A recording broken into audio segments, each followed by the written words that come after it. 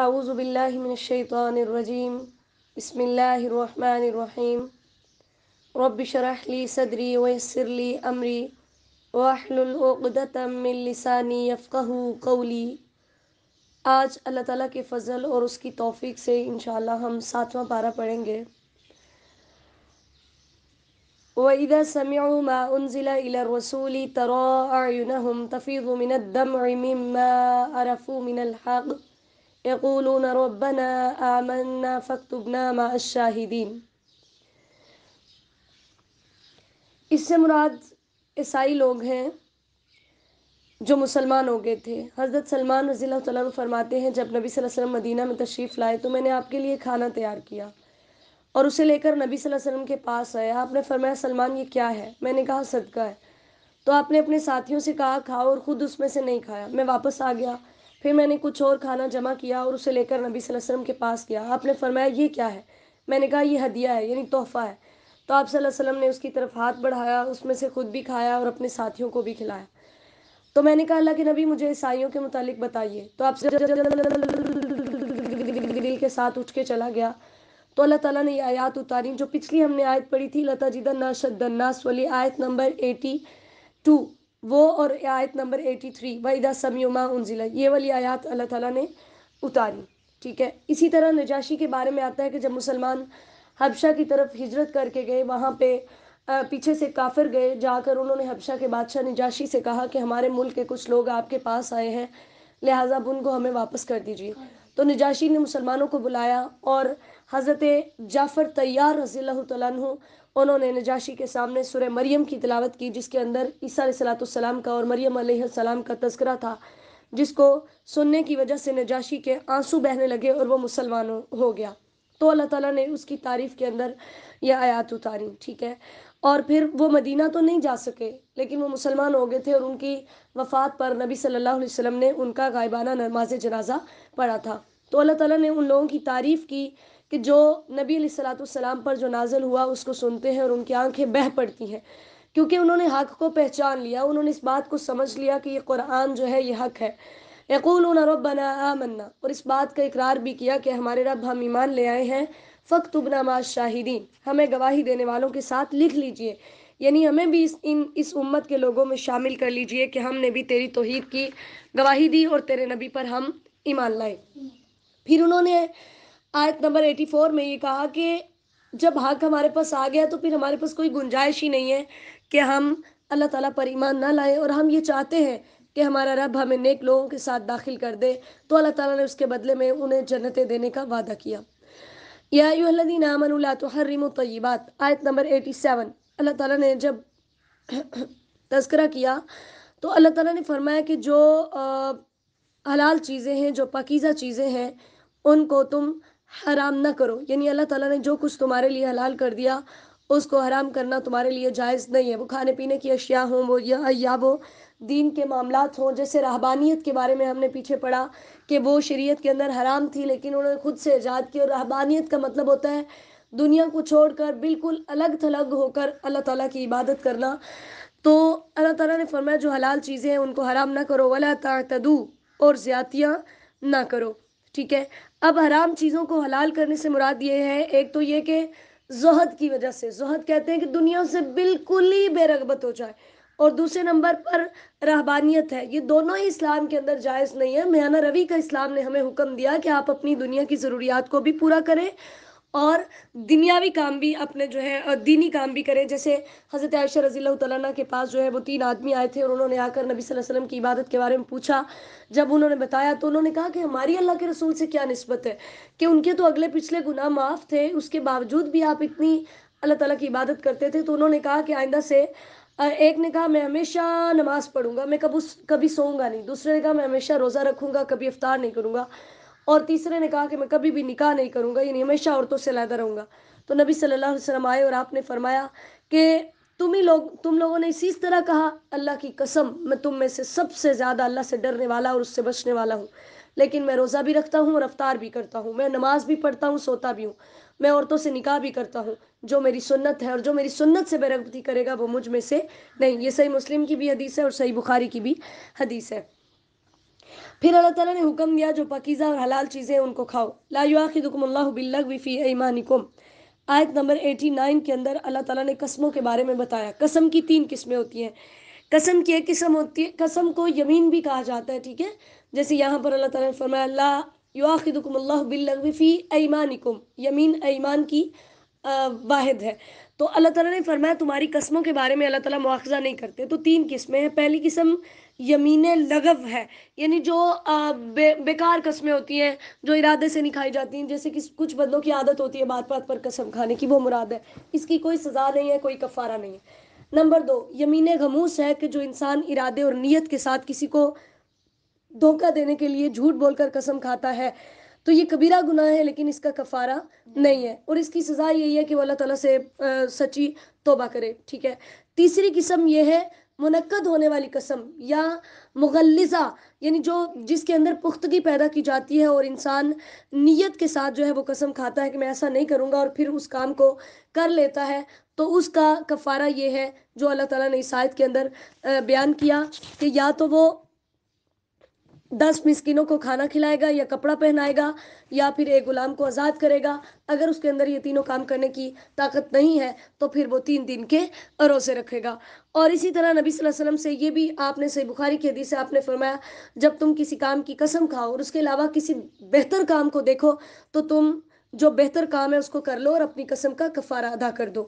یا ایھا الذین آمنوا انما الخمر، آیت نمبر 90 اور 91، ٹھیک ہے. اس کے اندر حتمی طور پر اللہ تعالیٰ نے شراب کو حرام کر دیا تھا.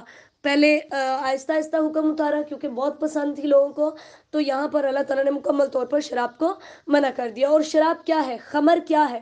نبی صلی اللہ علیہ وسلم نے فرمایا کل مسکرین خمر، ہر نشے والی چیز خمر ہے، اور کل مسکرین حرام، اور ہر نشہ آور چیز جو ہے وہ حرام ہے.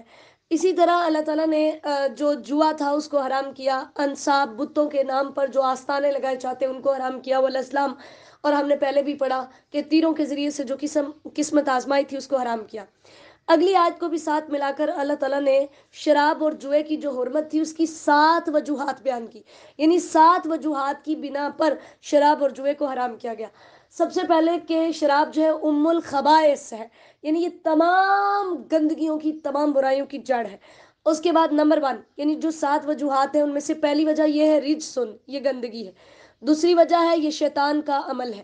تیسری وجہ ہے فجتنبو، تم اس سے بچو، یعنی اللہ تعالیٰ نے امر کے صیغے کے ساتھ حکم دیا لہٰذا یہ کام واجب ہو گیا کہ اس کو ہم نے چھوڑنا ہے. چوتھی چیز ہے کہ لعلکم تفلحون، اگر تم اس کو چھوڑو گے تو کامیاب ہو جاؤ گے، ٹھیک ہے. اور پانچویں چیز کہ شیطان اس کے ذریعے سے تمہارے دلوں کے اندر عداوت اور بغض، دشمنی ڈالنا چاہتا ہے، لہٰذا تم بچ جاؤ. نمبر 6، چھٹی چیز کہ شیطان تمہیں ان دونوں کاموں کے ذریعے سے اللہ کے ذکر سے، نماز سے روکنا چاہتا ہے. اور نمبر 7 کہ اللہ نے فرمایا فَهَلْ أَنْتُمْ مُنْتَهُونَ، کیا تم باز آنے والے ہو، یعنی اس کا بھی مراد یہ ہے کہ تمہیں چاہیے کہ تم باز آ جاؤ. تو صحابہ کرام نے جب یہ آیت سنی تو انہوں نے کہا انتہینا انتہینا، ہم باز آگے باز آگے. اور ان کے مٹکے بھرے پڑے تھے شراب سے، انہوں نے یوں گلیوں کے اندر بہائی کہ مدینہ کی گلیوں کے اندر نالیوں میں پانی کی بجائے، گندگی کی بجائے شراب بہہ رہی تھی، ٹھیک ہے. اللہ تعالیٰ نے یعنی اس چیز کی وضاحت کی کہ اس لیے اس کو تمہارے اوپر منع کیا. وَأَطِیعُوا اللَّهَ وَأَطِیعُوا الرَّسُولَ، آیت نمبر 92 میں اللہ تعالیٰ نے حکم دیا اپنی اور اپنے رسول کی اطاعت کی، کیونکہ نبی صلی اللہ علیہ وسلم نے فرمایا مجھے قرآن اور اس جیسی ایک چیز دی گئی ہے، یعنی مراد حدیث ہے. تو جیسے اللہ کی اطاعت ضروری ہے ایسے ہی نبی علیہ الصلوۃ والسلام کی اطاعت بھی ضروری ہے. لیس علی الذین آمنوا، آیت نمبر 93 میں اب صحابہ کرام کے دلوں میں یہ خدشہ لاحق ہوا، یہ خیال ذہن میں آیا کہ ہمارے وہ بھائی جو شراب کی حرمت نازل ہونے سے پہلے فوت ہو چکے ہیں ان کا کیا حال ہوگا، یعنی ان کو گناہ ہوگا اب. تو اللہ تعالیٰ نے اس پر یہ آیت اتاری کہ جنہوں نے ایمان قبول کیا اور اچھے اعمال کیے، جو چیز اللہ نے حرام تب تک نہیں کی تھی اگر وہ اس کام کو کرتے رہے تو اس پر ان کو کوئی سزا نہیں ملے گی. ہاں، حرام ہونے کے بعد اگر کوئی اس گناہ کا ارتکاب کرتا ہے تو پھر اسے سزا ملے گی. یا ایھا الذین آمنوا، آیت نمبر 94، اللہ تعالیٰ نے فرمایا اللہ تعالیٰ تمہیں کسی یعنی کچھ شکار کے ساتھ جو ہے وہ تمہیں آزمائے گا. یہ تھی احرام کی حالت کے اندر، ہم نے پڑھا کہ شکار کرنا ممنوع ہے. تو مسلمان جب احرام کی حالت میں ہوتے تو خلاف معمول جو ہے وہ زیادہ جانور ان کے قریب قریب آتے تاکہ ان کو آزمایا جائے. تو اللہ تعالیٰ نے فرمایا میں یہ جاننا چاہتا ہوں، میں یہ خافہ بالغیب، کہ بن دیکھے مجھ سے کون ڈرتا ہے. اس لیے تمہیں منع کیا کہ تم نے احرام کی حالت میں شکار نہیں کرنا. اور اگلی آیت میں بھی 95 میں بھی اللہ تعالیٰ نے اسی بات کا حکم دیا کہ احرام کی حالت کے اندر تم شکار نہیں کر سکتے. اگر کوئی جان بوجھ کر اس کو قتل کرے گا تو اس نے پھر ایک جانور جو ہے اسی طرح کا جو اس نے قتل کیا ہوگا, جس کا شکار کیا ہوگا, اسی طرح کا ایک جانور اس نے فدیے کے طور پر دینا ہوگا, یا اس نے مسکینوں کو کھانا کھلانا ہوگا, یا اس کے برابر اس نے روزے رکھنے ہوں گے. لیذوق وبال امری, تاکہ وہ اپنے کام کا وبال چکھے, اس کو پتہ چلے کہ میں نے ایک کام غلط کیا ہے.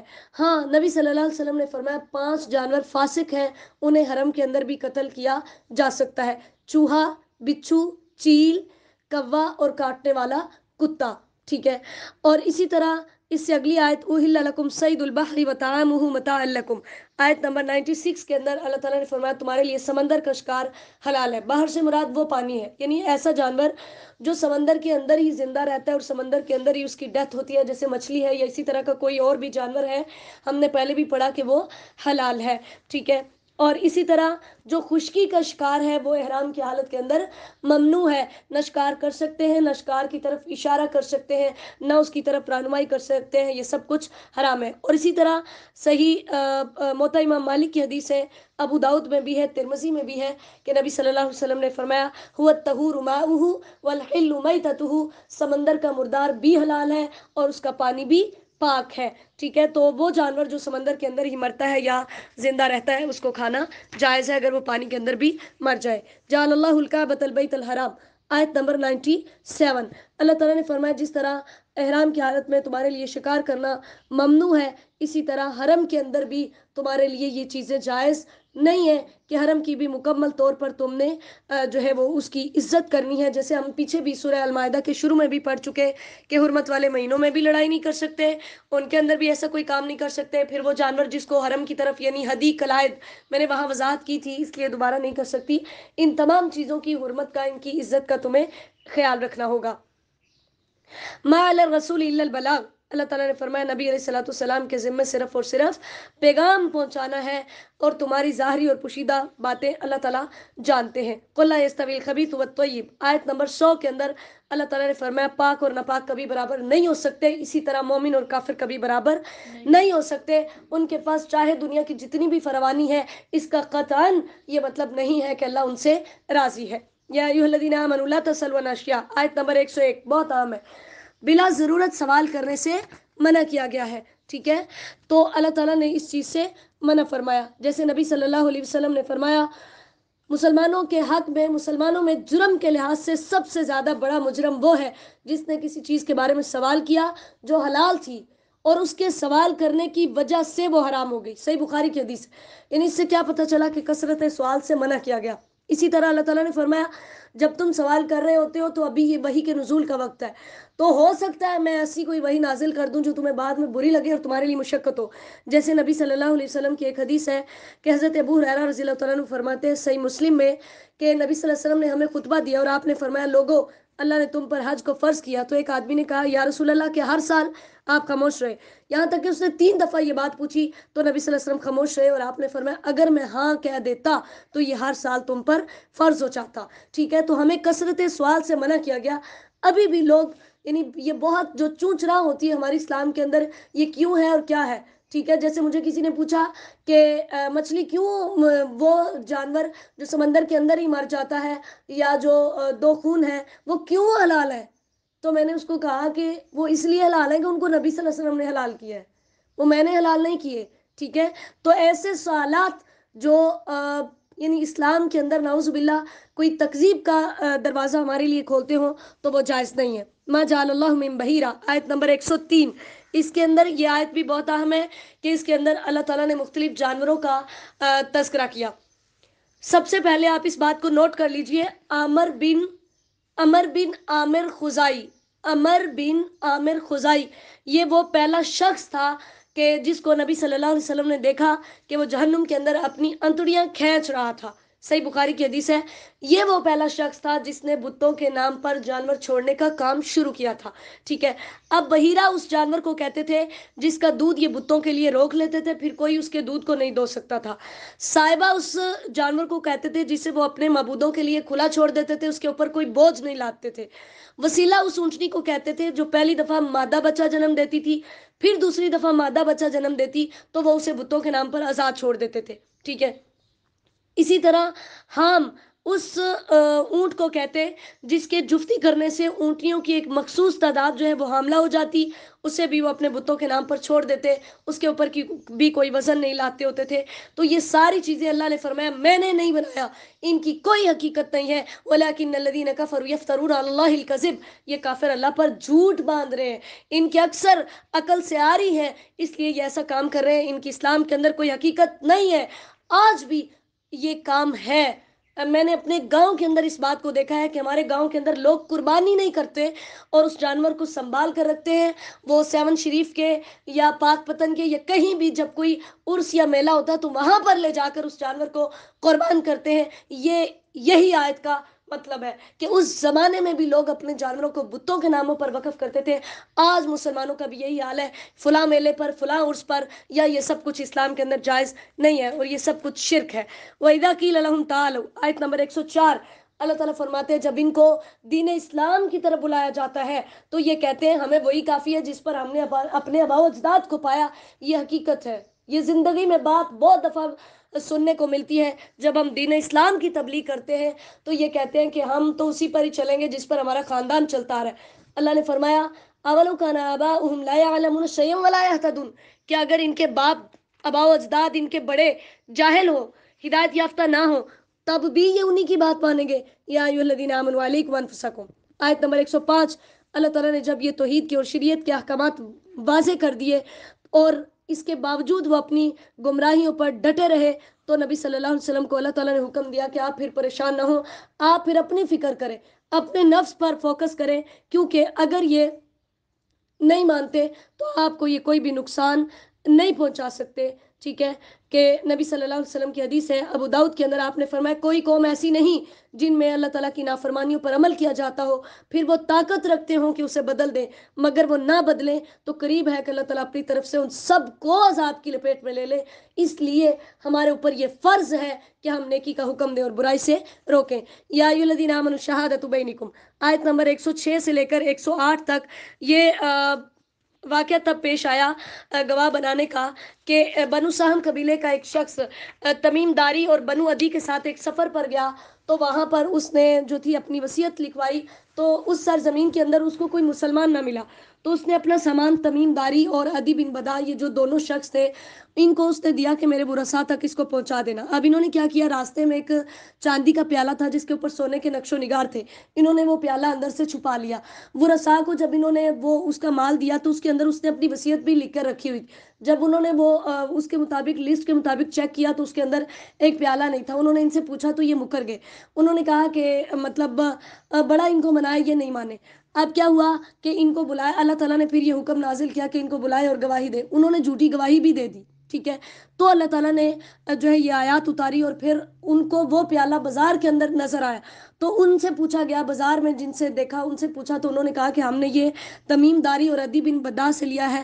تو اس ٹائم پر اللہ تعالیٰ نے یہ آیات اتاری اور اس کے اندر پورا اس کا تذکرہ ہے، آپ ترجمہ پڑھیں گے انشاءاللہ تو آپ کو بات سمجھ آ جائے گی۔ یوم یجمع اللہ الرسل، آیت نمبر 109، اللہ تعالیٰ نے کچھ احکام بیان کیے، پھر اس کے بعد قیامت کی طرف اللہ تعالیٰ آئے کہ جس دن میں رسولوں کو اکٹھا کروں گا، فیقول ماذا اجبتم، میں ان سے پوچھوں گا بتاؤ تمہیں کیا جواب دیا گیا تھا۔ جیسے سورہ مرسلات کے اندر اللہ نے فرمایا وَإِذَا الرُّسُلُ أُقِّتَتْ، نبیوں کو مقررہ وقت کے لیے لایا جائے گا اور پھر ان سے پوچھا جائے گا کہ بتاؤ تمہیں تمہاری امتوں نے کیا جواب دیا تھا۔ اس ٹائم وہ کہیں گے لا علم لنا، اے ہمارے رب ہمیں تو کچھ نہیں پتا، انک انت علام الغیوب، تو ہی سارے غیب جاننے والا ہے۔ اور اس ٹائم پر سب سے پہلے عیسیٰ بن مریم جو ہے ان کو اللہ تعالیٰ نے یعنی بتایا کہ یاد کرو جو میری نعمتیں تھیں جو میں نے تجھ پر اور تیری ماں پر کی، کہ ایک تو عیسیٰ علیہ السلام کو جبرائیل علیہ السلام کے ساتھ مدد دی جاتی، پھر انہوں نے ماں کی گود کے اندر جب لوگوں نے ان کی ماں پر زنا کی تہمت لگائی تو انہوں نے بول کر کہا انی عبداللہ، میں اللہ کا بندہ ہوں، آتانی الکتاب وجعلنی نبیہ، سورہ مریم میں، کہ مجھے اللہ نے کتاب دی ہے اور مجھے نبی بنایا ہے، یعنی یہ اللہ کا معجزہ ہے کہ اللہ نے مجھے بغیر باپ کے پیدا کیا، میری ماں نے کوئی بدکاری نہیں کی۔ پھر اسی طرح ہم نے یہ معجزات تیسرے سپارے میں بھی پڑھے جو موسیٰ علیہ السلام کو دیے گئے، ٹھیک ہے۔ تو وَإِذْ أَوْحَيْتُ إِلَى الْحَوَارِيِّينَ أَنْ آمِنُوا بِي وَبِرَسُولِي، موسیٰ علیہ السلام نے اپنے حواریوں سے کہا کہ اللہ تعالیٰ نے ان کو حکم دیا کہ مجھ پر اور میرے رب پر، میرے نبی پر جو ہے وہ ایمان لے آؤ۔ اِذْ قَالَ الْحَوَارِيُّونَ يَا عِيسَى ابْنَ مَرْيَمَ، اے حواریوں، جب حواریوں نے کہا کہ عیسیٰ بن مریم، کیا تیرا رب اس بات کی طاقت رکھتا ہے کہ وہ ہم پر آسمان سے ایک دسترخوان اتارے؟ یعنی یہ انہوں نے مطالبہ کیا تھا کہ اوپر سے ہمارے لیے جو ہے وہ پکا پکانا کھانا نازل ہو، ہم چاہتے ہیں کہ ہم اس میں سے کھائیں اور ہمارے دل جو ہے وہ مطمئن ہو جائیں اور ہم جان لیں کہ تو ہمارے ساتھ سچ بولتا ہے کہ واقعی کوئی رب ہے اور کوئی ہماری بات بھی سنتا ہے۔ تو عیسیٰ علیہ السلام نے اللہ تعالیٰ سے دعا کی کہ اللہ ہم پر ایک دسترخوان اتاریے جو ہمارے لیے عید کا دن ہو، یعنی ہم اس کی خوشی منائیں۔ ایسا ہی ہوا، اللہ تعالیٰ نے پھر ان پر دسترخوان اتارا، اور پھر دعا کے اندر یہ عاجزی کی انتہا ہے کہ اللہ تعالیٰ نے فرمایا، عیسیٰ علیہ السلام نے جب دعا کی تو کہا اللہم ربنا، لفظ اللہ بھی اور ربنا بھی، یعنی دو لفظ استعمال کر کے اللہ کو بتایا کہ یا اللہ عبادت کا مستحق بھی صرف تو ہے، میں معبود نہیں ہوں، اور ربنا کہہ کر یہ بتایا کہ یا اللہ پوری کائنات کے رزق کا اختیار بھی تیرے پاس ہے، تو ہی پیدا کرتا ہے، تو ہی رزق فراہم کرتا ہے، تو ہی پرورش کرتا ہے، یہ اختیار بھی کسی اور کے پاس نہیں ہے۔ قول اللہ انی منزل علیکم، تو اللہ تعالیٰ نے فرمایا کہ میں اس کو تم پر اتاروں گا، ہاں اس کو نازل ہونے کے بعد اگر کوئی جو ہے وہ ناشکری کرے گا تو پھر میں اس کو سخت ترین عذاب دوں گا، ٹھیک ہے۔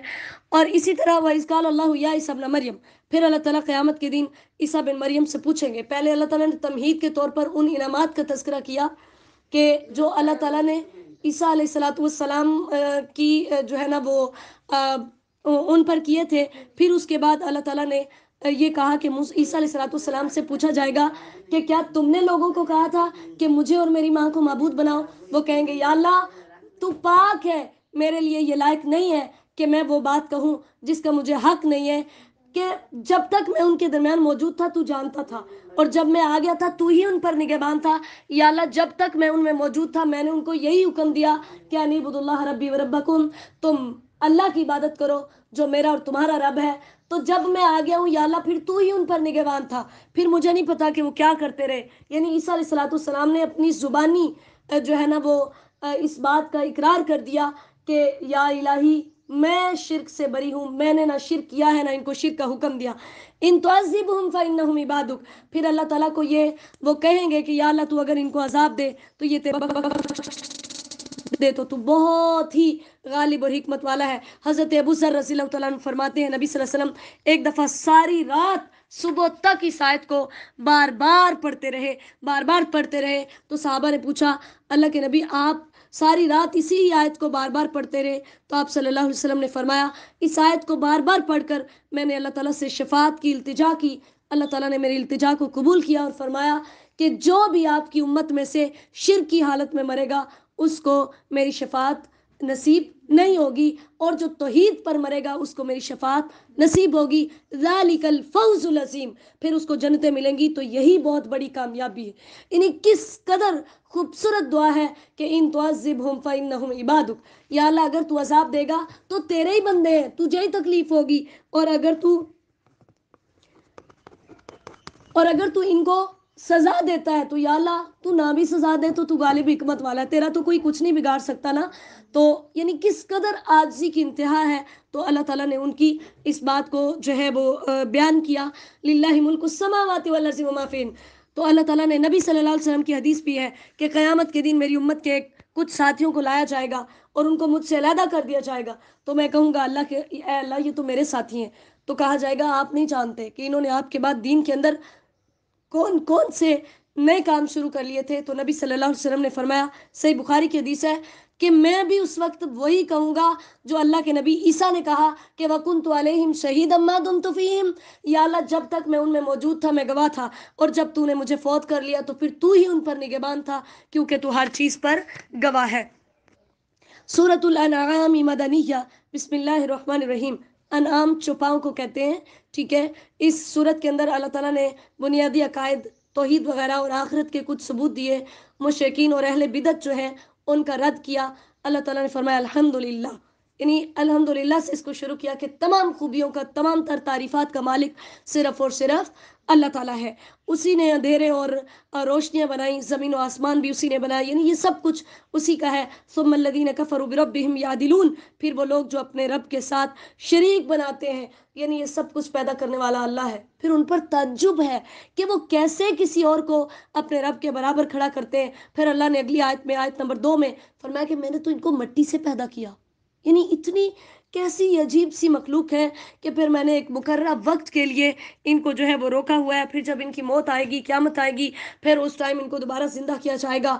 और इनके यालमु सिर्रकुम व जहरकुम, आयत नंबर 3 में अल्लाह ने फरमाया हर चीज़ जो मैं इनकी जानता हूँ वो सब कुछ निकाल कर लाया जाएगा। वमा तातिहिम मिन आयाति रब्बिहिम इल्ला कानू अन्हा मुरिज़ीन, आयत नंबर 4 में अल्लाह ताला ने फरमाया जो मौजज़ात, जो दलाइल, जो निशानियाँ जो भी आपने पेश की, ये सिर्फ उससे एराज़ ही करते हैं, लिहाजा आप परेशान ना हो, क्योंकि इनको चाहिए। आयत नंबर 5 और 6 में अल्लाह ताला ने फरमाया इनको चाहिए कि अपने से पहली कौमों की तरफ देखें कि कितने ही ऐसे इनसे कहीं मजबूत लोग थे, जब उन्होंने अल्लाह की नाफरमानियाँ की तो अल्लाह ताला ने उनके गुनाहों की वजह से उन्हें हलाक कर दिया और उनको ख़त्म करके नई कौमें ले आए। आयत नंबर 7, वलौ नज़्ज़लना अलैका किताबन, अल्लाह ताला ने फरमाया कि इनका ये एतराज़ कि ये जो उल्टे सीधे मौजज़ात मांगते हैं और निशानियाँ मांगते हैं, अल्लाह ने फरमाया अगर कागज़ के अंदर लिखी हुई कोई किताब भी हम इनके पास ले आए, इसको अपने हाथों से छू भी लें, फिर भी ये कहेंगे इन हाज़ा इल्ला सिहरुम मुबीन, ये जादू है, ठीक है। अगली आयत में, आयत नंबर 8 में उनका एतराज़ था कि इस पर कोई फरिश्ता क्यों नहीं उतरता, कि वो फरिश्ता आकर हमें बताए कि अल्लाह, यानी फरिश्ता हमसे कलाम करे कि ये अल्लाह का नबी है। अल्लाह ने फरमाया अगर मैं फरिश्ता नाजिल करता तो उसको भी आदमी ही बनाकर भेजता। जैसे आज के मुश्रिक का भी यही अकीदा है कि नबी अलैहिस्सलाम बशर नहीं है, ठीक है। तो उस टाइम भी उनका भी यही एतराज़ था कि हम ही में से एक इंसान को नबी बना दिया, ऐसा कैसे हो सकता है। तो अल्लाह ने फरमाया अगर मैं फरिश्ता भेजता तो उसको भी आदमी बना कर ही भेजता। वला लबसना अलैहिम मा यलबिसून, फिर मामला इन पर मुश्तबे हो जाता, ना वो खाता, ना वो पीता, ना वो सोता, ना वो हमेशा वो इबादत ही करता रहता, फिर इनको सारे मामलात कौन सिखाता। वलक़द इस्तुहज़िया बिरुसुलिम मिन क़ब्लिक, आयत नंबर 10 के अंदर अल्लाह ताला ने नबी अलैहिस्सलाम को तसल्ली और हौसला दिया, आप परेशान ना हो, ये पहली दफ़ा आपके साथ नहीं हो रहा। नूह की कौम ने भी यही कहा था, हमारे में से ही एक बंदा उठकर हमें कह रहा है कि मैं अल्लाह का नबी हूँ, हम नहीं मानते, कोई और मखलूक आनी चाहिए थी। तो अल्लाह ताला ने नबी सल्लल्लाहु अलैहि वसल्लम को फरमाया आपने परेशान नहीं होना इनकी बातों पर। कुल सीरू फिल अर्ज़, आयत नंबर 11 के अंदर अल्लाह ताला ने कुफ़ार को डराया।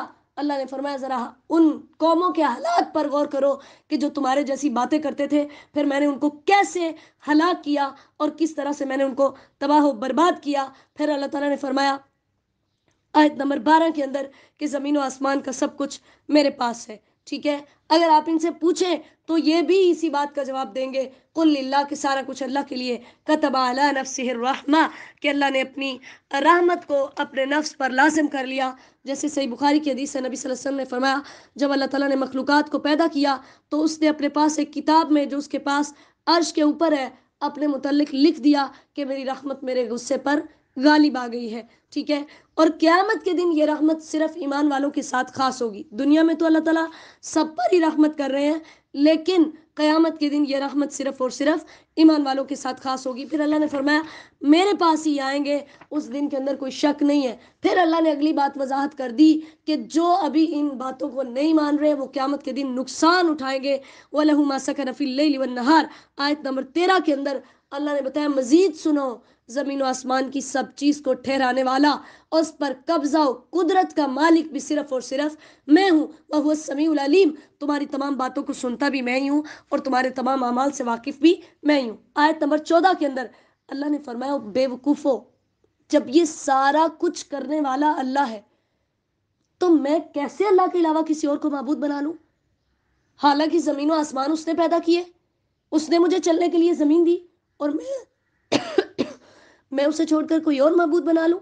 वह हुआ युतीमु वला युतम, और फिर मुझे जिंदा रहने के लिए जिस चीज़ की सबसे ज़्यादा ज़रूरत है वो खाना है, वो मुझे खाना देता है, उसको तो कोई भी खाना नहीं देता। तो मैं कैसे اس کے علاوہ کسی اور کو معبود بناؤں؟ ان کو بتا دیجئے سب سے پہلے مجھے یہ حکم ہے کہ میں اپنے رب کے ہاتھ میں اپنی باگ دے دوں، میں مسلمان بن جاؤں اور اللہ کے ساتھ شرک نہ کروں۔ اس کی وجہ کیا ہے کہ میں بڑے دن کے عذاب سے ڈرتا ہوں۔ اللہ نے فرمایا جس سے عذاب کو میں پھیر دوں گا وہ بڑی کامیابی میں ہوگا، اور اگر اللہ تکلیف پہنچانا چاہے کوئی اس کو دور نہیں کر سکتا، اور اگر پوری دنیا مل کر فائدہ پہنچانا چاہے، اگر اللہ اس انسان کا نقصان کرنا چاہے تو کوئی بندہ اس کو فائدہ نہیں پہنچا سکتا۔ ہمارے سامنے زندہ مثال ہے فرعون کی، قارون کی، حامان کی، ابو لہب اور ابو جہل کی۔ دنیا کی ساری بادشاہت، ساری پاور ہونے کے باوجود کس طرح ذلیل و رسوا ہوئے۔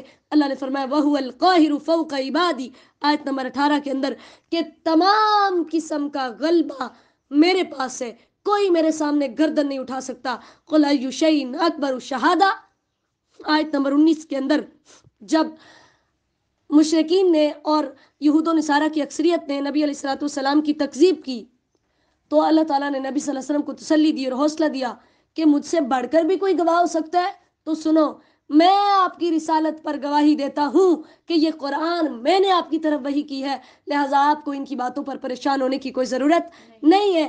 میں گواہی دینے کے لیے کافی ہوں، اپنی بھی اور آپ کی بھی، کہ میرے علاوہ کوئی معبود نہیں ہے۔ اسی لیے اللہ تعالیٰ نے حکم دیا وَأُوحِيَ إِلَيَّ هَذَا الْقُرْآنُ، ان کو بتا دیجئے کہ یہ قرآن میری طرف آیا ہے، اور اس کا مقصد کیا ہے، لِأُنذِرَكُم بِهِ، کہ میں تمہیں اس کے ساتھ ڈرا دوں، وَمَن بَلَغَ، اور جس تک یہ پیغام پہنچے اس پر بھی یہ ذمہ داری ہے کہ وہ اس پیغام کو آگے پہنچائے۔ جیسے نبی صلی اللہ علیہ وسلم نے فرمایا بلغوا عنی ولو آیا، میری طرف سے ایک آیت بھی تمہیں ملے تو اس کو آگے پہنچاؤ۔ اسی طرح صحیح بخاری کی حدیث ہے، یہ بھی صحیح بخاری کی حدیث تھی، کہ میری بات سننے والوں میں ہر شخص یہ بات اس تک پہنچا دے جو یہاں موجود نہیں ہے۔ اور اسی طرح ترمذی کے اندر ہے کہ نبی صلی اللہ علیہ وسلم نے فرمایا اللہ اس شخص کے چہرے کو تر و تازہ رکھے جو میری بات کو یاد رکھے گا اور آگے پہنچائے گا۔ تو ہمارا یہ فریضہ ہے کہ نبی علیہ الصلوۃ والسلام کے احکامات کو سن کر آگے پہنچائے۔ وَإِنَّنِي بَرِيءٌ مِّمَّا تُشْرِكُونَ، کہ میں تمہارے شرک سے بالکل بری ہوں۔ آیت نمبر 20 کے اندر اللہ تعالیٰ نے یہود و نصارہ کا تذکرہ کیا کہ جیسے یہ 100 لوگوں کے اندر کھڑے اپنی اولاد کو پہچان لیتے ہیں، بالکل اسی طرح یہ میرے نبی علیہ الصلوۃ والسلام کو بھی پہچانتے ہیں کہ یہ اللہ کا سچا نبی ہے۔ صرف ضد اور اناد کی وجہ سے، دشمنی کی وجہ سے انہوں نے اسلام قبول نہیں کیا۔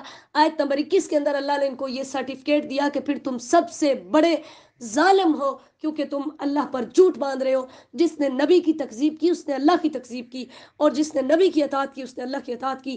اللہ نے فرمایا آپ پریشان نہ ہو، آیت نمبر 22 اور 23 کے اندر، کہ جب قیامت کے دن میں ان کو اپنے پاس بلاؤں گا تو میں ان سے پوچھوں گا این شرکاؤکم، آج لاؤ وہ طاقتیں، آج لاؤ وہ معبود جن کو تم میرے علاوہ پکارتے تھے۔ اس ٹائم پر کچھ بھی ان کے پاس نہیں ہوگا اور یہ انکار کر دیں گے، واللہ ربنا ما کننا مشرکین، کہیں گے یا اللہ ہم تو شرک کرتے ہی نہیں تھے۔ ٹھیک ہے، اللہ تعالیٰ فرماتے ہیں کہ کچھ تو ان میں سے ایسے ہیں جو آپ کی طرف کان لگا کر سنتے ہیں، اور کچھ کے دلوں کے اندر بوجھ ہے، کچھ کے کانوں میں بوجھ ہے کہ وہ ہر نشانی بھی دیکھ لیں پھر بھی ایمان نہیں لائیں گے اور یہی سمجھیں گے کہ یہ کس سے کہانیاں ہیں۔ لہٰذا آپ ان کی وجہ سے اپنے آپ کو پریشان نہ کیجئے۔ وَلَوْ تَرَىٰ إِذْ وُقِفُوا عَلَى النَّارِ، آیت نمبر 27 کے اندر اللہ تعالیٰ نے فرمایا آپ ان کو دیکھیں گے، آج دنیا میں آپ کا مذاق اڑا رہے ہیں نا، کل قیامت کے دن جب یہ آگ کے گڑھے پر کھڑے ہوں گے اس ٹائم آپ ان کو دیکھیں گے اور ان کے لیے یہ سارا کچھ واضح ہو جائے گا۔ اور آیت نمبر 30 میں اللہ تعالیٰ پھر ان سے پوچھے گا لیس ھذا بالحق، بتاؤ آپ نے دیکھا جب ہم بچہ سوئچ کے اندر ہاتھ لگا رہا ہوتا ہے ہم اسے بار بار منع کرتے ہیں، بچہ باز نہیں آتا، پھر جب اس کو کرنٹ لگتا ہے ہم کہتے ہیں مزہ آیا، اب پتہ چلا۔ اللہ تعالیٰ بھی ایسے ہی کہیں گے کہ کتنا تمہیں سمجھایا تم نہیں نہ مانے۔ جب یہ عذاب کے گڑھے پر کھڑے ہوں گے نا، اللہ تعالیٰ پوچھیں گے الیس ھذا بالحق، ہو اندسو سچے کہ نہیں، تم کہتے تھے قیامت نہیں آئے گی، اب بتاؤ۔ قالوا بلا وربنا، اس ٹائم کہیں گے ہاں کیوں نہیں، ہمارے رب کی قسم۔ تو اللہ تعالیٰ فرمائیں گے چلو ٹھیک ہے، پھر اب کوئی نجات نہیں ملنے والی، فذوقوا العذاب بما کنتم تکفرون، آج اپنے کفر کا بدلہ چکھو۔ آیت نمبر 31 میں اللہ تعالیٰ نے فرمایا کہ انہوں نے اللہ کی ملاقات کو جھٹلایا تھا، اس لیے اب ان کو یہ اپنے بوجھ اپنی کمروں کے اوپر اٹھائیں گے۔ وَمَا الْحَيَاةُ الدُّنْيَا إِلَّا لَعِبٌ وَلَهْوٌ، آیت نمبر 32 کے اندر اللہ نے فرمایا دنیا کی زندگی تو صرف ایک کھیل تماشا ہے، اصل زندگی تو آخرت کی زندگی ہے اور وہ ان کے لیے ہے جو تقوی اختیار کرتے ہیں. جیسے صحیح بخاری کی حدیث ہے، حضرت انس رضی اللہ تعالیٰ عنہ فرماتے ہیں، نبی صلی اللہ علیہ وسلم نے فرمایا اللہ کے راستے میں ایک شام یا ایک صبح دنیا و ما فیہا سے بہتر ہے، اور جنت میں تمہارے کسی شخص کی ایک کمان کے برابر یا ایک کوڑے کے برابر جو جگہ ہے وہ پوری دنیا اور پوری دنیا میں جو کچھ ہے اس سے بہتر ہے. اور اسی طرح اگر جنتی عورتوں میں سے کوئی عورت زمین والوں کی طرف جھانک لے تو وہ زمین و آسمان کے درمیان کی جگہ کو روشن کر دے اور اسے خوشبو سے بھر دے، اور اس کے سر کا دوپٹہ دنیا اور دنیا میں جو کچھ ہے اس سے بہتر ہے. تو اس لیے اللہ نے فرمایا صحیح زندگی تو آخرت کی زندگی ہے، اور الدنیا سجن المؤمن و جنت الکافر، یہ صحیح مسلم کی حدیث ہے، دنیا مومن کے لیے قید خانہ اور کافر کے لیے جنت ہے. آیت نمبر 33 میں اللہ نے نبی صلی اللہ علیہ وسلم کو فرمایا ہمیں پتہ ہے آپ کو تکلیف ہوتی ہے ان کی باتوں کی وجہ سے، لیکن آپ بالکل پریشان نہ ہو، آپ سے پہلے جو پیغمبر تھے ان کو بھی جھٹلایا گیا، ان کو بھی تکلیفیں دی گئیں. وَلَا مُبَدِّلَ لِكَلِمَاتِ اللَّهِ، اللہ کے کلمات کو کوئی بدل نہیں سکتا. یعنی جو میں نے یہ وعدہ کیا ہے کہ آپ غالب آ کر رہیں گے وہ میرا وعدہ پورا ہوگا، اس لیے آپ پریشان نہ ہو. کہ آپ کے پاس پہلے نبیوں کی خبریں بھی آئی ہیں. وَإِن كَانَ كَبُرَ عَلَيْكَ إِعْرَاضُهُمْ، آیت نمبر 35 میں اللہ تعالیٰ نے نبی صلی اللہ علیہ وسلم کو مزید حوصلہ دیا کہ جب یہ آپ سے بے رخی برتتے ہیں تو آپ کو بڑی تکلیف ہوتی ہے، تو آپ بالکل بھی اس پر پریشان نہ ہو، اللہ تعالیٰ بہترین ان کے ساتھ نبٹنے والا ہے. انما یستجیب الذین یسمعون والموتى یبعثهم اللہ ثم الیہ یرجعون. اللہ نے فرمایا جن کو یہ پکار رہے ہیں وہ تو مردے ہیں، وہ تو قیامت تک ان کی باتیں سن ہی نہیں سکتے. وقالوا لولا نزل علیہ آیۃ من ربی، آیت نمبر 37 کے اندر انہوں نے کہا اس پر کوئی نشانی کیوں نہیں اتری، یعنی کوئی ایسا معجزہ جسے دیکھ کر ہم یقین کر لیں کہ اللہ کا سچا نبی ہے. تو اللہ نے فرمایا جاہلو، میں ہر طرح کی نشانی اتارنے پر قادر ہوں، ولیکن اکثرہم لا یعلمون، لیکن اکثر نہیں جانتے. یعنی اس کے باوجود بھی نشانی دیکھ بھی لیں گے، اس کے باوجود بھی یہ ایمان نہیں لائیں گے. اس لیے نبی علیہ الصلوۃ والسلام کو فرمایا کہ آپ بالکل بھی پریشان نہ ہوں. وما من دابۃ فی الارض، آیت نمبر 38 کے اندر اللہ نے فرمایا زمین و آسمان کی جتنی بھی مخلوقات ہیں ان سب کا رزق میرے ذمے ہے، ان سب کو میں ہی دیتا ہوں، اس لیے انہیں میرے پاس ہی آنا ہے. والذین کذبوا بآیاتنا صم وبکم فی الظلمات، اللہ تعالیٰ نے فرمایا جنہوں نے میری آیات کو جھٹلایا وہ اندھے اور بہرے ہیں، اندھیروں کے اندر ہیں. اللہ جسے چاہتا ہے گمراہ کرتا ہے اور جسے چاہتا ہے ہدایت دیتا ہے. قل ارأیتکم ان اتاکم عذاب اللہ، آیت نمبر 40 اور 41 کے اندر اللہ تعالیٰ نے فرمایا کہ تمہارا کیا خیال ہے اگر اللہ کا عذاب آ جائے یا قیامت آ جائے تو کیا تم اللہ کے علاوہ کسی اور کو پکارو گے؟ بڑا مشہور حدیث میں واقعہ ہے کہ جب سمندر کے اندر ڈوبنے لگے تو کشتی ڈگمگانے لگی تو لوگوں نے کہا کہ اس ٹائم تو صرف محمد کا رب سنتا ہے. تو اکرمہ بن ابو جہل، جو ابو جہل کا بیٹا اکرمہ تھا، اس نے کہا اچھا اگر وہ بچاتا ہے تو میں بھی ایمان قبول کروں گا. تو جب اللہ تعالیٰ نے اس کی کشتی کو بچایا وہ باہر نکلا، اس نے کہا اگر پانیوں کے اندر محمد کا رب کام آتا ہے تو خشکی میں بھی صرف وہی کام آتا ہے، اور اس نے اسلام قبول کر لیا صلی اللہ علیہ وسلم. تو اللہ نے فرمایا جب مشکلیں آتی ہیں پھر مجھے پکارتے ہو، اور جب خوشیاں ملتی ہیں تو یا غوث اعظم، یا رسول اللہ، یا فاطمہ، یا علی، یا حسین، پھر تمہارے یہ نعرے ہوتے ہیں. اللہ کے علاوہ کسی کو پکارنا شرک ہے، شرک ہے. اللہ تعالیٰ ہم سب کو اس سے محفوظ فرمائے. وَلَقَدْ أَرْسَلْنَا إِلَىٰ أُمَمٍ مِّن قَبْلِكَ، آیت نمبر 42 اور 43 میں اللہ تعالیٰ نے فرمایا آپ سے پہلے بھی کئی امتوں کی طرف پیغمبر آئے، ان کو بھی خوشحالیوں اور تنگیوں میں ہم نے آزمایا کہ وہ عاجزی کریں، لیکن انہوں نے عاجزیاں نہیں کی، ان کے دل سخت ہو گئے. شیطان نے ان کے لیے دنیا بڑی خوبصورت کر کے پیش کی، ٹھیک ہے، اور جب وہ بالکل ہی ہمارے احکامات کو بھولے تو ہم نے کیا کیا؟ فتحنا علیہم ابواب کل شیء، آیت نمبر 44. اللہ تعالیٰ فرماتے ہیں جب انہوں نے میری نافرمانیاں کی کہ بجائے اس کے کہ میں ان پر رزق تنگ کروں، میں نے اپنی ہر چیز کے دروازے کھول دیے. آج بھی کافروں کے پاس وافر مقدار میں رزق اسی لیے ہے کہ وہ مزید گمراہیوں کے اندر بھٹک جائیں. اللہ تعالیٰ نے اگلی آیت میں فرمایا پھر میں نے ایسے لوگوں کی جڑیں کاٹ دی. قل ارأیتم ان اخذ اللہ، آیت نمبر 46 کے اندر اللہ تعالیٰ نے ہمارے 3 اعضاء کا ذکر کیا، کان، آنکھیں اور دل. اللہ نے فرمایا یہ میرے اختیار میں، ان سے پوچھو اگر میں ان کی یہ صلاحیتیں چھین لوں تو دنیا کا کوئی معبود ہے جو ان کو دے گا؟ تو پھر انہیں چاہیے کہ میری ہی اطاعت کریں اور میری ہی طرف ہی آئیں. وما نرسل المرسلین، نبی علیہ الصلوۃ والسلام کو مزید حوصلہ دیا کہ آپ پریشان نہ ہوں، پیغمبروں کے آنے کا مقصد صرف یہ ہے کہ وہ ایمان والوں کو خوشخبریاں دیں اور نہ ماننے والوں کو ڈرا دیں ہاں اگر کوئی ان کی باتیں قبول کر لے گا تو اللہ تعالیٰ اسے ماضی کے غم اور مستقبل کے خوف سے محفوظ رکھے گا. آیت نمبر 50 بہت اہم آیت ہے. قُلْ لَا أَكُونُ لَكُمْ عِنْدِي خَزَائِنُ اللَّهِ. ان لوگوں کا رد ہے جو کہتے ہیں کہ نبی علیہ الصلوۃ والسلام مختار کل ہے، یا ہمارا فلاں پیر کرنے والا ہے، یا فلاں سب کچھ دینے والا ہے. اللہ نے خود قرآن میں اپنے نبی سے کہلوایا، ان سے کہیے کہ میرے پاس اللہ کے خزانے نہیں ہیں. نمبر 2 وَلَا عَالَمُ الْغَيْبِ، میں غیب بھی نہیں جانتا. نبی علیہ الصلوۃ والسلام سے اللہ نے خود کہلوایا. آج ہم کیا کہتے ہیں؟ اللہ کے نبی ہر جگہ پر حاضر و ناظر اور موجود ہیں. خدا را قرآن پڑھیے تاکہ ہماری گمراہیاں ختم ہو سکے. نمبر 3 اللہ نے فرمایا ان سے کہو میں فرشتہ بھی نہیں ہوں. میری کیا ڈیوٹی ہے؟ ان اتبع الا ما یوحى الی، میں تو صرف اسی بات کی پیروی کرتا ہوں جو میری طرف وحی آتی ہے. ہمارا یہ ایمان ہے کہ اس کائنات کے اندر رب تعالیٰ کی ذات کے بعد جو سب سے مقدس ترین ہستی ہے وہ جناب محمد رسول اللہ صلی اللہ علیہ وسلم کی ہے. لیکن آپ علیہ الصلوۃ والسلام کے پاس بھی وہی اختیارات ہیں جو اللہ نے دیے ہیں. حل یستوی الاعمی والبصیر، جیسے اندھا اور دیکھنے والا برابر نہیں ہو سکتے، اسی طرح مومن اور کافر برابر نہیں ہو سکتے. وَأَنذِرْ بِهِ الَّذِينَ يَخَافُونَ، آیت نمبر 51 اور 52 کے اندر اللہ تعالیٰ نے فرمایا جو ڈرتے ہیں ان کو آپ ڈرائیں اور ان کا کوئی بھی مددگار، کوئی سفارشی نہیں ہوگا. حضرت سعد رضی اللہ تعالیٰ عنہ فرماتے ہیں کہ ہم نبی صلی اللہ علیہ وسلم کی مجلس میں 6 لوگ بیٹھے ہوئے تھے. کچھ مشرکین آئے، انہوں نے آ کر کہا کہ ان کو اپنی مجلس سے نکال دیں تاکہ یہ ہم پر جرت نہ کر سکے.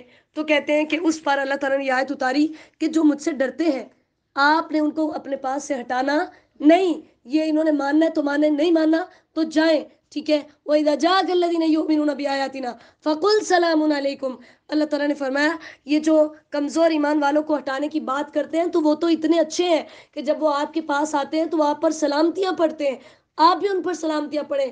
اَنَّهُ مَنْ عَمِلَ مِنْكُمْ سُوءًا بِجَهَالَةٍ، اللہ تعالیٰ فرماتے ہیں اگر نادانی کے ساتھ کوئی گناہ ہو جاتا ہے ثُمَّ تَابَ مِنْ بَعْدِ، پھر توبہ کر لے، وَأَصْلَحَ اور اصلاح کر لے. یعنی توبہ کے لیے قبولیت کے لیے ضروری ہے کہ گناہ سے رجوع کیا جائے اور آئندہ کے لیے اپنی اصلاح کی جائے کہ آئندہ اس گناہ کو نہیں کریں گے.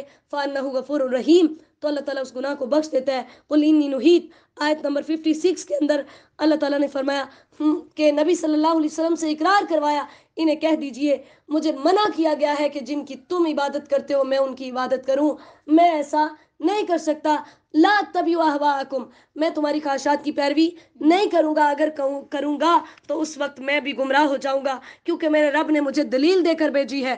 اور اگر میرے پاس وہ ہوتا جس کو تم جلدی طلب کرتے ہو، آیت نمبر 58 میں، یعنی جو عذاب تم مانگ رہے ہو اگر وہ لانا میرے اختیار میں ہوتا تو میں کب کا بھیج دیتا، لیکن یہ میرے اختیار میں نہیں ہے. اور آیت نمبر 59 بھی عقیدے کی اصلاح کے لیے بہت ضروری ہے. اللہ تعالیٰ نے فرمایا غیب کی چابیاں میرے پاس ہیں، ان کو کوئی نہیں جانتا، ان کو کوئی. آج ہم ہاتھ دکھا کر غیب کی خبریں، اپنے مستقبل کی خبریں معلوم کراتے ہیں. آج ہم اخبار کے اوپر جو سٹارز آتے ہیں وہاں سے اپنے مستقبل کی خبریں معلوم کرتے ہیں. اللہ نے تو یہ اختیار اپنے نبیوں کو بھی نہیں دیا، تو آج کے نجومی اور کاہنوں کے پاس یہ اختیار کہاں سے آیا؟ اللہ نے فرمایا خشک کی تری کے اندر سب کچھ میں جانتا ہوں، جو پتے زمین پر گرتے ہیں، جو دانے اگتے ہیں، اندھیرے، خشکیاں، جو خشک چیزیں، جو تر چیزیں، سب کچھ میرے پاس ہیں. میں ہی تمہیں رات کو فوت کرتا ہوں اور دن میں تمہیں دوبارہ اٹھا دیتا ہوں، یعنی سب کچھ میرے پاس ہے، میرے علاوہ کوئی غیب نہیں جانتا. اور نبی صلی اللہ علیہ وسلم نے خود فرمایا، صحیح بخاری کی حدیث ہے، آپ نے فرمایا غیب کی کنجیاں 5 ہیں جنہیں کہ اللہ کے علاوہ کوئی نہیں جانتا. نمبر 1 قیامت کا علم، نمبر 2 بارش کا علم، نمبر 3 ماں کے پیٹ کے اندر کیا ہے، نیک ہے بد ہے جو بھی، اس کا علم، نمبر 4 کہ کوئی شخص یہ نہیں جانتا کہ وہ کل کو کیا کمائے گا، اور نمبر 5 کسی کو یہ نہیں پتا کہ وہ کس زمین میں مرے گا. یہ سورہ لقمان کی آیت نمبر 34 ہے جو غیب کی کنجیاں ہیں. اللہ نے فرمایا میں ہی اپنے بندوں پر غالب ہوں اور میں ہی تمہارے پاس جو ہے وہ موت بھیجتا ہوں. اور کون ہے جو تمہیں اندھیروں سے نجات دلاتا ہے؟ تدعونہ تضرعا وخفیہ، تم اسے گڑ گڑا کر اور چھپا کر جو ہے وہ پکارتے ہو. اگر اللہ نجات دیتا ہے تو تمہیں چاہیے کہ تم شکر کرو، لیکن تم نے شکریہ کرنے لگ جاتے ہو. یہ ساری آیات وہی ہیں. آیت نمبر 65 میں اللہ نے فرمایا اگر میں تمہارے اوپر عذاب بھیجوں تو کوئی ہے جو تم سے اس عذاب کو ہٹائے؟ تو نبی صلی اللہ علیہ وسلم پر جب یہ آیت نازل ہوئی تو آپ صلی اللہ علیہ وسلم نے اللہ سے دعا کی، یا اللہ میں تیرے چہرے کی پناہ میں آتا ہوں. پھر اللہ تعالیٰ نے نازل کیا کہ تمہارے نیچے سے عذاب آئے، تو نبی صلی اللہ علیہ وسلم نے دعا کی، یا اللہ میں تیرے چہرے کی پناہ آتا ہوں. پھر یہ نازل ہوئی کہ اللہ تعالیٰ او یلبسکم شیعا ویذیق بعضکم باس بعض، تو نبی صلی اللہ علیہ وسلم نے پھر فرمایا کہ یا اللہ یعنی میں تیرے چہرے کے ساتھ پناہ مانگتا ہوں، اور آپ نے فرمایا یہ ان دونوں میں سے ہلکا عذاب ہے. اور اسی طرح نبی صلی اللہ علیہ وسلم نے اللہ سے 3 دعائیں کی تھی، یا اللہ میری ساری امت کو ایک ہی دفعہ ہلاک نہ کرنا، اللہ نے یہ دعا قبول کی. دوسری دعا کی، یا اللہ میری ساری امت کو قحط کے اندر مبتلا نہ کرنا، اللہ نے یہ دعا بھی قبول کی. اور تیسری دعا کی، یا اللہ میری امت کو اختلاف سے بچا لینا، اللہ تعالیٰ نے اس بات کو قبول نہیں کیا. تو اس سے پتہ چلا کہ نبیوں کی بھی ساری باتیں قبول نہیں ہوتی. اور اسی طرح آگے پھر قل اندعو من دون اللہ آیت نمبر جو ہے 71 کے اندر اللہ تعالیٰ نے فرمایا کہ میں ان کو پکاروں جو نہ نفع نقصان کے مالک ہیں، جو کچھ بھی نہیں کر سکتے، یعنی مجھے صرف یہی حکم ہے کہ میں اللہ کے راستے پر چلوں. پھر ابراہیم علیہ السلام کا تذکرہ ہے آیت نمبر 74 سے لے کر کہ انہوں نے اپنے باپ کو توحید کی دعوت دی، جو بت تراشتا تھا، بت بناتا تھا اور ان کو فروخت کرتا تھا. اپنے باپ کو منع کیا، وہ باز نہیں آیا. اور ان کی قوم، یہ آپ ترجمہ پڑھیں گے تو آپ کو بالکل کلیئر ہو جائے گا کہ ان کی قوم جو ہے وہ ستاروں کی، سورج کی اور چاند کی پوجا کرتی تھی. تو ابراہیم علیہ السلام نے سب کو علیحدہ علیحدہ آزمایا.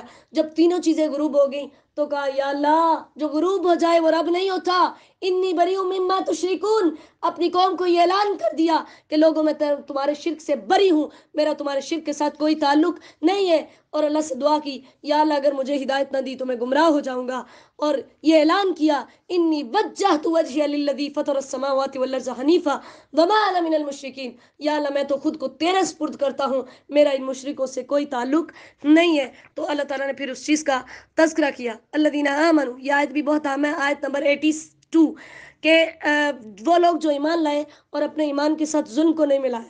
جب یہ آیت نازل ہوئی تو صحابہ نے عرض کیا، اللہ کے رسول ہم میں سے کون ہے جس نے اپنے نفس پر ظلم نہیں کیا، یعنی گناہ نہیں کیے. انسان ہونے کے ناطے ہم سے مختلف گناہ ہو جاتے ہیں.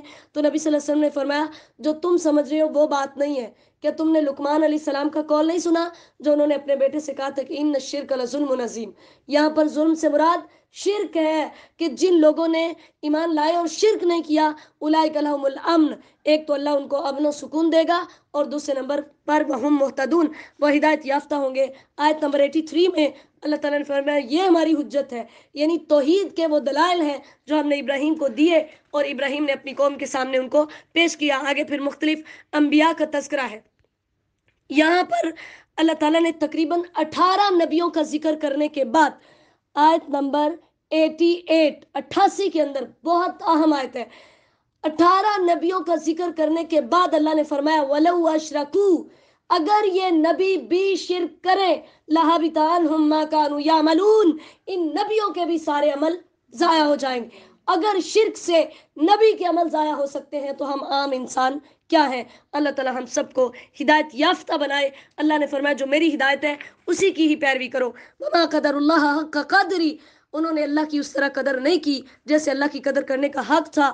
اور انہوں نے کہا کہ کسی بشر پر، اس انسان پر اللہ نے کچھ بھی نہیں اتارا. تو اللہ تعالیٰ نے ان کا رد کیا کہ ان کو چاہیے تو یہ تھا کہ جب اللہ کا کلام آیا تو یہ نہ دیکھتے کہ در یتیم نبی بنا ہے، بس یہ دیکھتے کہ حکم کس کا سنا رہا ہے تو فوراً یہ سر تسلیم خم کر لیتے. لیکن انہوں نے ایسا نہیں کیا. تو اللہ تعالیٰ نے فرمایا یہ گمراہیوں کے اندر بھٹک رہے ہیں. نبی علیہ السلام کو فرمایا یہ بابرکت کتاب ہے اور آپ کی ذمہ داری ہے کہ آپ ام القری یعنی مکہ، ام القری تمام بستیوں کی ماں، اس سے مراد مکہ ہے، ومن حولہا، اور جو اس کے ارد گرد ہے، آپ ان کو یہ پیغامات پہنچائیں اور ان کو پہنچائیں جو آخرت پر ایمان لاتے ہیں اور اپنی نمازوں کی حفاظت کرتے ہیں، کیونکہ ایمان لانے کے بعد جو سب سے پہلی ذمہ داری عائد ہوتی ہے وہ نماز ہے. تو اللہ تعالیٰ نے فرمایا ومن ازلم، آیت نمبر 93 کے اندر، اس سے بڑا ظالم کوئی ہے ہی نہیں جو اللہ پر جھوٹ باندھے. اور یعنی ایک تو یہ کہ اگر تم یہ کہتے ہو کہ محمد صلی اللہ علیہ وسلم نے یہ قرآن خود بنا لیا تو اس کا مطلب ہے پھر ان سے بڑا ظالم کوئی نہیں. دوسرے نمبر پر یہ کہ او قال اوحی الیہ، کہ کوئی بندہ خود بول کر کہے میری طرف وحی آئی ہے، ولم یوحی الیہ شیء، حالانکہ اس کی طرف کوئی وحی نہیں آئی. تو اللہ نے فرمایا یہ تو بہت بڑا ظلم ہے. ٹھیک ہے، جیسے قرآن پاک کے دوسرے مقام پہ اللہ نے فرمایا اگر اس نے ایسا کیا ہوتا لَأَخَذْنَا مِنْهُ بِالْيَمِينِ، ہم اس کے दाएं हाथ को पकड़ते, सुम्मा लखताना मिनहुल वतीन, हम इसकी शारक को काट देते जो हमारे ऊपर झूठ बांधता, खुद वही बनाकर कहता। तो अल्लाह ताला ने फरमाया हमने अगर सजा नहीं दी तो इसका मतलब ये है कि ये कुरान हमने नाजिल किया है। लिहाजा आप देखेंगे कि जब काफिर जालिम मौत की सख्तियों में होंगे, नबी अलैहिस्सलाम दुआ किया करते थे, अल्लाहुम्मा इन्नी आऊज़ु बिका मिन गमरातिल मौत, ए अल्लाह मैं तेरी पनाह में आता हूँ मौत की सख्तियों से, व सकरातिल मौत, और मौत की बेहोशियों से। उस टाइम पर फरिश्ते इनकी तरफ हाथ फैलाते हैं और इन्हें कहते हैं अपनी जान निकालो। वलकद जीतुमूना फुरादा, आयत नंबर 94। अल्लाह ने फरमाया जैसे तुम जब इस दुनिया में आए थे अकेले माँ के पेट से निकले थे, जब क़यामत में मेरे पास आओगे तुम्हारा कोई शरीक, कोई मबूद, तुम्हारा कोई साथी, कोई दोस्त, तुम्हारे वालिदैन, कोई भी तुम्हारे साथ नहीं होगा, तुम अकेले मेरे पास आओगे। ठीक है, इन अल्लाह फालिकुल हब्बी वन नवा, आयत नंबर 95। अल्लाह ने फिर तौहीद के दलाइल दिए कि जरा गुठली देखो कैसे उसको फाड़ता हूँ, कैसे मैं उसमें से एक पौधा निकालता हूँ, मैं मुर्दों को जिंदा करता हूँ, जिंदों को में से मुर्दे यानी अंडे में से मुर्गी और मुर्गी में से अंडा निकालता हूँ, और फिर तुम देखो कैसे अंधेरे खत्म करके इतनी खूबसूरत सुबह ले आता हूँ, सूरज चांद पैदा करता हूँ, फिर तुम्हारे लिए सितारे बनाए जिनसे तुम रोशनियां लेते हो, और इसी तरह तुम्हें पैदा किया, तुम्हारे जोड़े बनाए, आसमानों से पानी बरसाया, उसके साथ नबातात मुख्तलिफ फल उगाए जो तुम खाते हो। वजालू लिल्लाहि शुरका अल जिन, अल्लाह ताला ने फरमाया इसके बावजूद उन्होंने जिन्नों को मेरा शरीक बनाया। नाउजुबिल्लाह, मुशरिकीन कहते होते थे अल्लाह की जिन्नों के अंदर शादी हुई हुई है, नाउजुबिल्लाह, जिससे फरिश्ते पैदा हुए हैं और फरिश्ते अल्लाह की बेटियां हैं। अल्लाह ताला फरमाते हैं सुबहानहू व तआला अम्मा यसिफून, मैं इनकी तमाम गंदी बातों से पाक और बुलंद हूँ जो ये बकवास करते हैं, मुझे किसी औलाद, किसी रिश्तेदार की कोई ज़रूरत नहीं है। बदी उस समावाती वल अर्ज़, क्यों मुझे ज़रूरत इसलिए नहीं कि मैंने बगैर नमूने के ज़मीन व आसमान को बनाया है, बगैर सैंपल के मैंने इनको तैयार किया। मेरी औलाद कैसे हो सकती है, मेरी बीवी कैसे हो सकती है, वखलक कुल्ला शई, क्योंकि मैं तो हर चीज़ को पैदा करने वाला हूँ। बीवी और औलाद तो उसकी होगी जो मोहताज होगा, जो कमज़ोर होगा, मेरी बीवी और औलाद कैसे होगी। अल्लाह ने फरमाया तुम सुन लो, ज़ालिकुमुल्लाहु रब्बुकुम, ये अल्लाह तुम्हारा रब है, उसके अलावा कोई सच्चा माबूद नहीं। खालिकु कुल्ली शई, फरिश्तों को, जिन्नों को, इंसानों को, सब कुछ को वही पैदा करने वाला है। फाबुदू, लिहाजा तुम उसी की इबादत करो। ला तुदरिकुल अब्सार, यह आयत भी बहुत आम है, आयत नंबर 103। इसमें इस बात का जो है वो इस बात को बयान किया गया है कि इस दुनिया के अंदर कोई अल्लाह ताला को नहीं देख सकता। उसकी जिंदा मिसाल हमारे पास इंशाल्लाह हम 9वें पारे में पढ़ेंगे। मूसा अलैहिस्सलाम ने जब अल्लाह से डिमांड की थी, अल्लाह मैं आपको देखना चाहता हूँ, ठीक है, तो अल्लाह ने ये नहीं फरमाया था कि आप मेरी मुझे देखा नहीं जा सकता। अल्लाह ने कहा था आप मुझे नहीं देख सकते, ये नहीं कहा मुझे देखा नहीं जा सकता, कहा आप मुझे नहीं देख सकते। यानी दुनियावी आंख के अंदर ये पावर नहीं है कि वो अल्लाह को देख सके। तो अल्लाह ताला ने फरमाया ला तुदरिकुल अब्सार, निगाहें उसको नहीं पा सकती, वहुव युदरिकुल अब्सार, जबकि वो निगाहों को पाता है, वो पूरी कायनात को देख रहा है, उसे कोई नहीं देखता। कद जाकुम बसाइरु मिर रब्बिकुम, तुम्हारे रब की तरफ से तुम्हारे पास दलाइल आ चुकी। अगर कोई मान लेगा तो उसका अपना फायदा है, अगर अंधापन इख्तियार करेगा तो उसका वबाल भी उसी पर है। लिहाजा नबी सल्लल्लाहु अलैहि वसल्लम को हौसला दिया, तो तसल्ली दी आयत नंबर 106 में कि आपकी तरफ जो वही आती है आप उसी की पैरवी करें, मुशरिकीन से एराज कीजिए। और आयत नंबर 108 में अल्लाह ने फरमाया वला तसुब्बुल्लज़ीना यदूना मिन दूनिल्लाह, जो इनके माबूदाने बातिल हैं आप उनको गाली न दें कि फयसुबुल्लाह, फिर वो भी उल्टा अल्लाह को गाली दें। यानी उनके झूठे माबूदों को झूठा ना कहो कि वो तुम्हारे सच्चे माबूद को झूठा कहने लग जाएं। नबी सल्लल्लाहु अलैहि वसल्लम ने फरमाया था किसी के माँ बाप को गाली ना दो, वो ऐसा ही है कि तुम अपने माँ बाप को गाली दे रहे हो, ठीक है। तो इसलिए हमें उनके माबूदों को इस तरह के अल्फाज इस्तेमाल करना कि जिससे नाउज़ुबिल्लाह उनकी तरफ से ये खदशा हो कि वो अल्लाह के लिए ऐसे अल्फाज इस्तेमाल करेंगे तो ये ममनू है।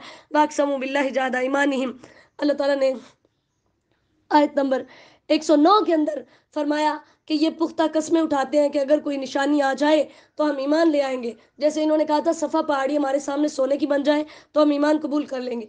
अल्लाह ने फरमाया इनसे कह दो वो सारी निशानियां हमने सारी कौमों को पहले दे के देखा हुआ है। साले की कौम ने ऊँटनी मांगी, हमने ऊँटनी दी, वो नहीं माने, ठीक है। मूसा की कौम ने मनोसलवा मांगा, हमने दिया, वो नहीं माने।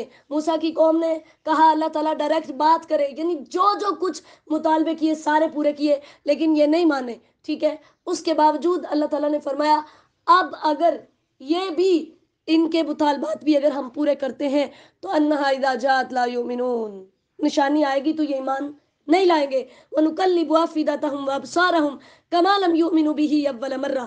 اللہ تعالیٰ فرماتے ہیں ہاتھ درمی کی وجہ سے ہمیں پہلے سے ہی پتہ ہے ان کے دل اور ان کی آنکھیں الٹ پلٹ ہیں، جیسے انہوں نے پہلی دفعہ انکار کیا تھا۔ ہر طرح کی نشانی دیکھ لیں تب بھی یہ ایمان قبول نہیں کریں گے۔